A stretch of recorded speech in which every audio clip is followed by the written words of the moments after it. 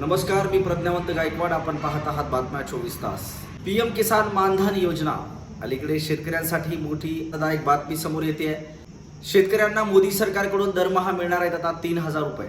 नेमकी काय स्कीम आहे, काय योजना, या संदर्भातले अपडेट्स आपण या व्हिडिओच्या माध्यमातून जाणून घेणार आहोत. कुठे करायचा अर्ज आणि कसा करायचा अर्ज या संदर्भातले अपडेट्स सुद्धा आपण जाणून घेणार आहोत. शेती या देशाच्या अर्थव्यवस्थेचा कणा मानला जातोय आणि शेतीप्रधान देश समजला जातोय भारत. याचमुळे शेतकऱ्यांना कुठलीही अडचण येऊ नये यासाठी आता 3,000 रुपयांचं मानधन योजनेच्या माध्यमातून त्यांना देण्यात येणार आहे. तर नेमकी काय ही योजना आहे ती जाणून घेऊया. शेती हा देशाच्या अर्थव्यवस्थेचा कणा मानला जात असला तरी बदलते हवामान, दुष्काळ, अतिवृष्टी आणि उत्पादनातील अनिश्चितता यामुळे शेतकऱ्यांचे उत्पन्न कायमस्वरूपी स्थिर राहत नाही.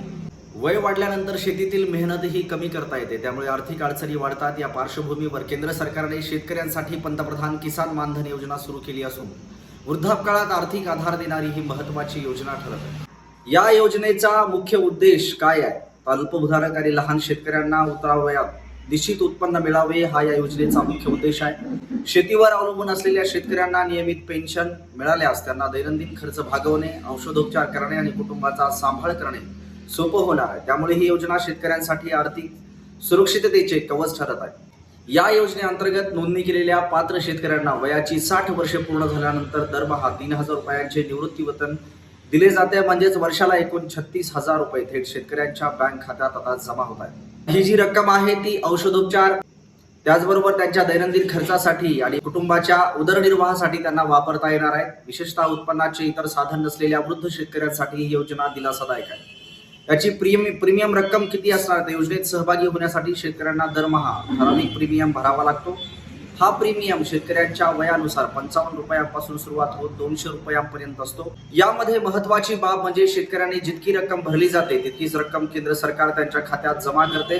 त्यामुळे ही योजना दुहेरी लाभ देणारी ठरते. कमी वयात योजनेत सहभागी झाल्यास प्रीमियम कमी भरावा लागतो, हा त्याचा आणखी एक फायदा आहे. याची अर्ज जी प्रक्रिया आहे ती अत्यंत सोप्या पद्धतीची आहे. योजनेचा लाभ घेण्यासाठी शेतकऱ्यांनी जवळच्या महाई सेवा केंद्रावर जाऊन नोंदणी करावी लागते. अर्ज करताना आधार कार्ड, वयाचा पुरावा आणि बँक पासबुक आवश्यक असतं.